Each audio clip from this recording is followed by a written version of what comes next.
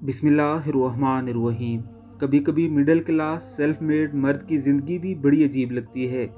वो अपने लड़कपन और जवानी में कसम पुरसी की ज़िंदगी गुजारता है, तंगी देखता है और अपनी ख्वाहिशों का गला खुद घोंटता है। वो कोशिश करता है कि फिर मेहनत करे, इस तंगी से निकले, अपने घर वालों, बीवी, बच्चों को इस तंगी का सामना ना करना पड़े। वो अपने घंटे और आराम बेचता है और पैसे कमाता है कि उसकी औलाद वो सब घर बैठे हासिल कर ले, जिसकी वो कभी चाहत तो दूर की बात तसव्वुर भी नहीं कर सकता था। उस तंगी से निकलने के चक्करों में वो अपना सारा टाइम कारोबार या नौकरी में लगा देता है, अपना फैमिली टाइम भी त्याग देता है। वो कोशिश करता है कि इस सब से निकले और फैमिली को टाइम दे, लेकिन उससे नहीं हो पाता, क्योंकि फैमिली टाइम से भूखे पेट नहीं भरे जा सकते, ना ही बिजली के बिल या स्कूल की फीस दी जा सकती है।